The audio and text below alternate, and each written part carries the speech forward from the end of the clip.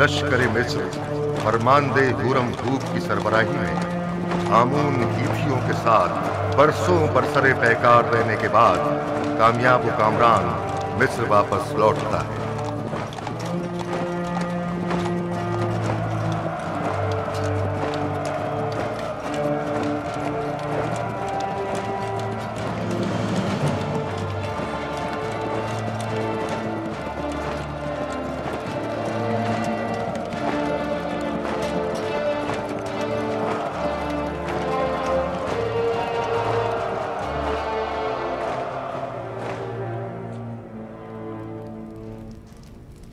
दुरूद हो मिस्र के खुदावंदगार और फरमा रवाए अजीम जनाब आखनतून पर।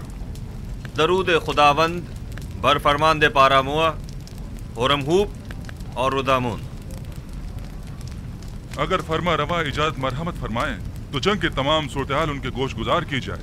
अगरचे फरमानदे होरमहूब और लश्कर मिस्र की सलाहियतों और कामयाबियों की खबरें हम तक पहुंच चुकी हैं, लेकिन खुद उनकी जबान से सुनने का लुत्फ ही कुछ और है। ये सब खुदावंद आखनतून की लुत्फ इनायत है। आमुन हेतियों ने सरहदी हुदूद की खिलाफ वर्जी करते हुए कत्ल और गारत गरी का बाजार गर्म कर रखा था और अपने मफाद के मुताबिक कवानीन वज़ा किए हुए थे।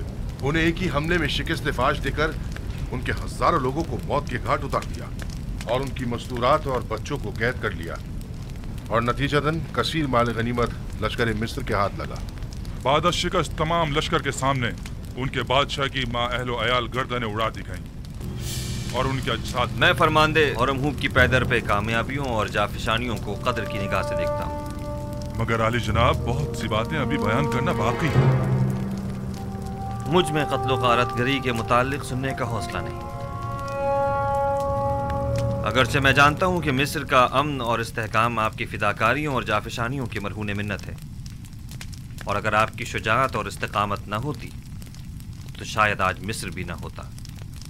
जनाबे फरमा रवा जंगी सूरत हाल के मुतालिक तो सुन लेंगे, लेकिन खून खराबे के जिक्र से इज्तनाब कीजिए।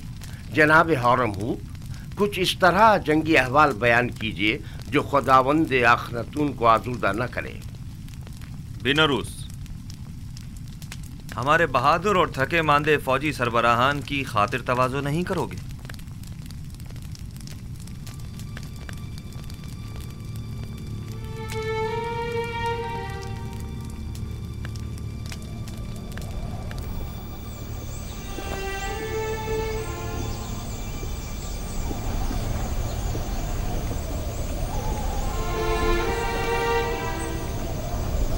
जरा इन्हें तो देखो, आखिर कितनी गंदुम खरीदेंगे जो इतने सारे थैले लेकर आए हैं। इनके गुब्बारे की तरह फूले हुए पेट तो देखो। इन्हें भरने के लिए तो इससे कहीं ज्यादा गंदुम दरकार होगी। ये कौन लोग हैं? ये शुमाली इलाका जहाँ से आए हैं, ये लोग गंदुम खरीदने आए हैं। यारी हमारे पास इतनी गंदुम होगी कि इन्हें भी दी जाए।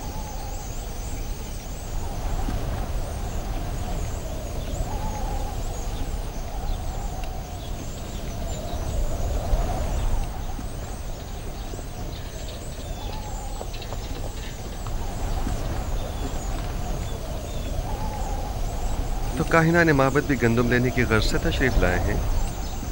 जी हाँ, वो भी 3 गुना कीमत में। इस वक्त तो माबद आमून की हालत इनसे भी बदतर है। आप हमारी मदद क्यों नहीं करते?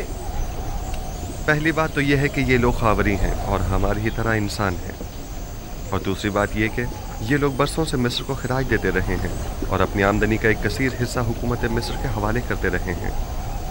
अब जबकि इन्हें कहत दरपेश है तो हमारा ये फ़र्ज़ बनता है कि हम उनकी मदद करें, जबकि हामून एक सरवतमंद खुदा है। क्या हर्ज है कि वो अपने उस अजीम ख़जानों में से कुछ दौलत अपने ही माबद के काहिनों पर सर्व कर दे?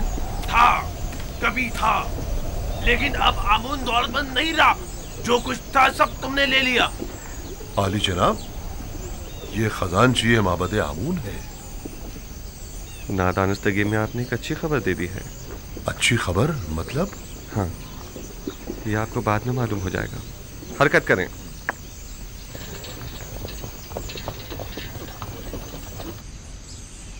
बहुत से पैगंबर दीगर पैगंबरों पर फजीलत और बरतरी रखते हैं। दादा जान, तो क्या आपसे पहले भी बहुत से पैगंबर गुजरे हैं? हाँ मेरी जान, मुझसे पहले भी कई पैगंबर गुजरे हैं और मेरे बाद भी आते रहेंगे। तमाम इंसानों के बाप हजरत आदम हैं। नूह और मेरे दादा इब्राहिम मुझसे पहले गुजरे हैं और यूसुफ और दीगर पैगंबर मेरे बाद होंगे। आखिरी पैगंबर के जिनका नाम अहमद है, मेरे चचा इस्माइल की नस्ल से होंगे। बाबा, कौन से पैगंबर तमाम पैगंबरों से बरतर और बालातर है? वो जिनकी नबूवत का दायरा सबसे वसी है।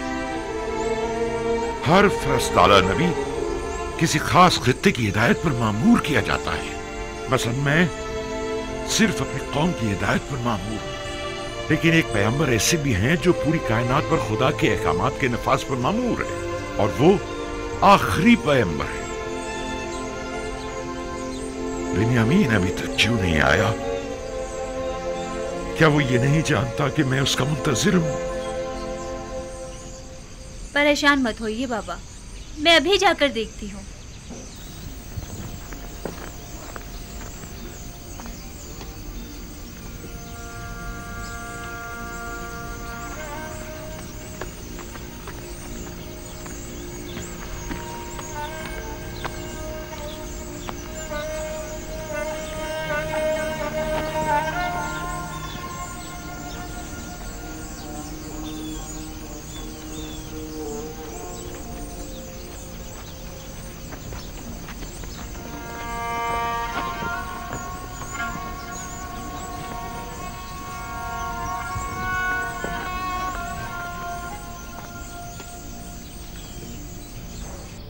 मैं जमीनों पर दखमपाशी के लिए गया हुआ था। अगरचे पैदावार नाकाफी है, लेकिन अगर ये कम मिकदार भी काश्त ना की गई तो हम सब भूख से मर जाएंगे। थक गया था, सोचा पहले जरा आराम कर लूं, फिर बाबा से मिलने जाऊं। बिन्यामीन, तुम तो जानते हो कि वो सूरज गुरूब होते ही तुम्हारा इंतजार करने लगते हैं। तुम्हें उन्हें यूं इंतजार नहीं करवाना चाहिए। कभी कभी कोई काम पड़ जाता है तो मैं मसरूफ हो जाता हूँ। दानिस्ता तो ऐसा नहीं करता ना। बिन्यामीन, बहाने मत बनाओ। क्या तुम नहीं जानते कि तुम्हें बाबा से मिलने जाना चाहिए था? क्यों नहीं जानता, जानता हूँ। माज़रत खा हूँ। अच्छा चलें, अब बाबा को मजीद इंतजार मत करवाएं, चलें।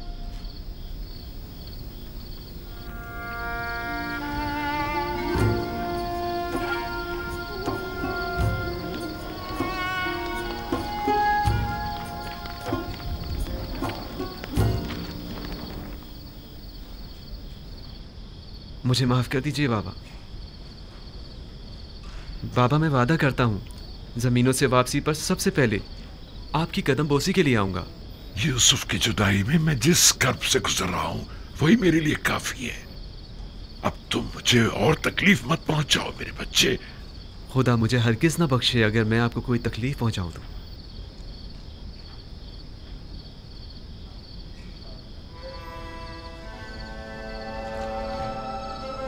यूसुफ के बाद मेरा तुम्हारे सिवा कोई नहीं।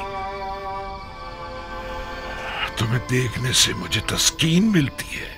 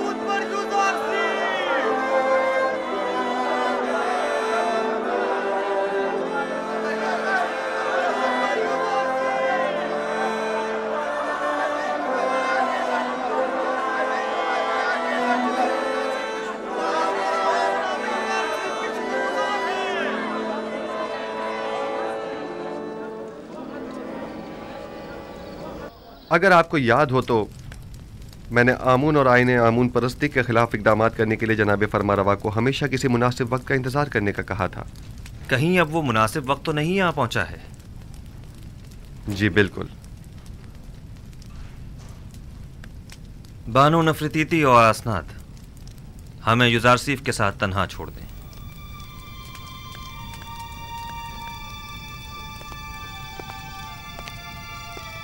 माबद आमून के तरफदारों की अक्सरियत अब अक़लियत में तब्दील हो चुकी है और उसके खजाने भी खाली हो चुके हैं। मेरे इल्म में है, और ये भी कि मिस्र की अक्सरियत यकता परस्त हो रही है।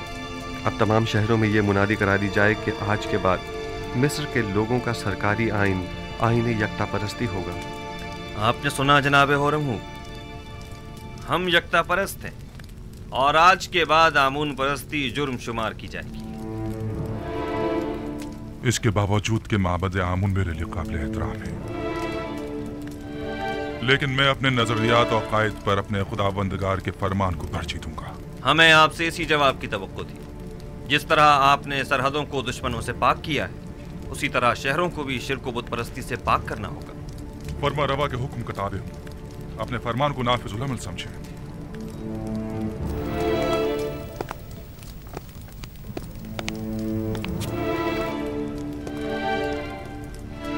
हमें माबद की मज़ाहिमतों और यकता परस्तों और बुत परस्तों के माबैन तसादुम के लिए हमा वक्त आमादा रहना होगा। बेहतर होगा कि लश्कर मिस्र को भी मुकम्मल आमादगी का हुक्म दे दिया जाए। ऐन मुमकिन है कि हमें उठते हुए फितनों को खामोश करना पड़े। बावजूद इसके कि मैं कुछ तो खून के शदीद मुखालिफ हूँ, लेकिन कोई और चारा भी नहीं।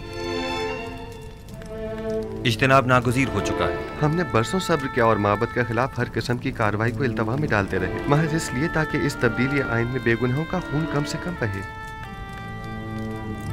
आप फिक्र मत कीजिए, मैं उम्मीद करता हूँ कि कोई खून रेजी न हो।